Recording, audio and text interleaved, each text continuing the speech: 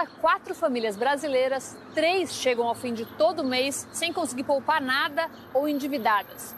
A falta de educação financeira é o maior problema que as classes C, D e E enfrentam para entender como usar serviços dessa área. Atualmente, já são mais de 55 milhões de brasileiros sem nenhuma ligação com qualquer banco. O programa de hoje fala sobre negócios de impacto social que nascem com o intuito de ajudar essas pessoas a se organizar financeiramente. O Mundo S.A. começa agora.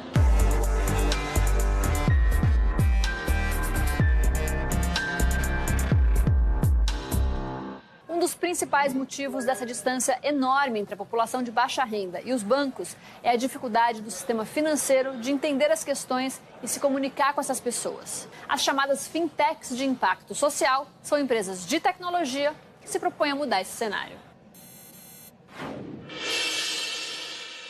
Quando a gente pensa em classes CDE, são 120 milhões de pessoas com menos de R$ 3.000 por mês para uma família de 4 pessoas. Os principais desafios dessas famílias são elas não são muito compreendidas pelos grandes bancos. Ou elas não têm conta, ou elas têm uma conta que elas sacam tudo e usam só o dinheiro. Ela não tem, muitas vezes, um imóvel, não tem uma renda fixa, uma carteira CLT. Muitas vezes, esses brasileiros tinham que buscar créditos muito caros, ou com agiotas, ou com financeiras, ou mesmo fazer empréstimos informais na família. Pagavam muito caro por esse crédito ou não tinham acesso a ele. Na verdade, o Brasil tem um sistema financeiro que se consolidou muito, ele ficou um sistema muito seguro e estável, porém ele tem dificuldade de entender e atingir esses 120 milhões de pessoas das classes C, D e E. Você precisa de empresas que pensem de uma forma diferente e que avaliem o crédito de uma forma diferente.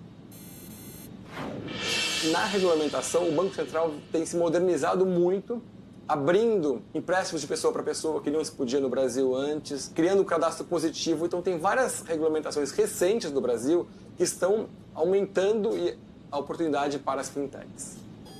Hoje em dia é bem fácil pagar contas e fazer transferências pelo computador e pelo celular, né? Não se você é um dos 55 milhões de desbancarizados que existem no Brasil. 47% desse total estão nas classes mais baixas. Um morador de uma comunidade, por exemplo, sequer tem endereço com CEP para receber contas em casa. E como a maioria dos bancos não tem agências nas favelas, precisam enfrentar grandes distâncias para fazer um único pagamento. A startup que a gente vai conhecer agora se especializou na concessão de microcrédito para pagamentos de contas, recargas de celular e gastos com transportes. O limite máximo do crédito é de R$ 500. O João Mostacata foi conhecer essa empresa aqui em São Paulo.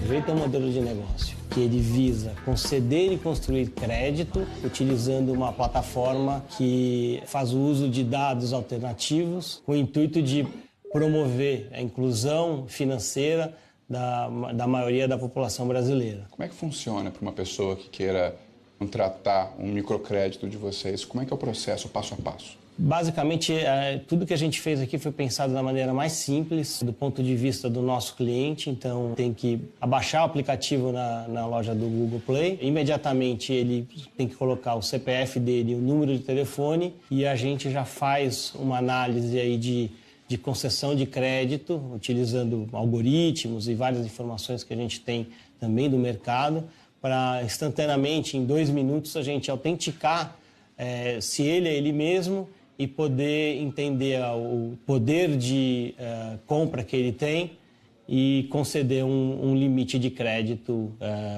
online, né? Qual é o limite que vocês trabalham para a liberação desses créditos? O nosso ticket é um ticket que é onde ninguém atua, um ticket até R$ 500. Esse limite é mensal. Qual é a taxa de inadimplência de vocês, se é que vocês têm alguma? Não, a gente tem, ela varia muito do que a gente começou há 4 anos atrás, ela era bem mais alta, hoje ela está equacionada em níveis de 15%. E vocês cobram juros nesses empréstimos que vocês fazem ou taxas fixas das pessoas que contratam esses empréstimos? Desde o começo a gente entendeu que essa população não entende juros sobre juros, essa composição do preço tinha que ser o mais simples possível. Por causa disso, a gente, então, optou por um modelo mais transparente, que é um modelo em que se é cobrada uma tarifa para cada tipo de serviço em cada transação. Então, vou te dar um exemplo. Ele vai fazer uma transação de recarga de celular, que custa R$30, ele vai ter uma tarifa de R$ 2,49 por essa transação. Esses microcréditos de vocês são direcionados a determinados pagamentos de contas, não é? Como é que é essa estruturação? Assim, a gente estruturou de uma maneira que não tenha o saque em dinheiro, né? Então, todos os serviços são serviços que visam agregar conveniência e que sejam parte do dia a dia do gasto mensal do usuário. Então, geralmente são serviços, né, de pagamentos de conta, de recarga de transportes, serviços de entretenimento, assim, um pouco de jogos, transporte também ligado a compartilhados, né, os táxis e esses outros serviços de transportes coletivos. Quantos clientes vocês têm hoje? Hoje a gente tem 1 ano de operação, são 200 mil downloads, 15 mil clientes ativos e a gente praticamente agora a gente está no processo de escalar a empresa, de fazer isso crescer já até o final do ano umas 5 vezes. De 1 ano para cá, nosso crescimento foi de 700%, a gente já cresceu bastante. Qual é a projeção de faturamento de vocês para 2018? O nosso faturamento para 2018 é 2 milhões de reais e a gente pretende crescer a taxas de 30% a 40% mensalmente, né? Qual seria o maior desafio, você diria, para empreender nessa área de microcrédito no Brasil? Olha, um dos grandes desafios que a gente apanhou bastante foi na parte de fraude. A gente achou que utilizando o smartphone como uma ferramenta e uma análise preditiva que nos possibilitasse ter inferências interessantes de autenticação das pessoas. Então, a gente demorou muito mais tempo para desenvolver esse lado da fraude do que a gente esperava. Realmente, o Brasil é um país difícil nisso, os fraudadores são muito inteligentes e a gente teve que usar de muito mais tecnologia do que a gente pensava para poder mitigar essa fraude. Temporada de Mundo S.A., a gente faz um episódio dedicado a uma área de impacto social. A escolha pelos serviços financeiros veio a partir dos números alarmantes do Brasil.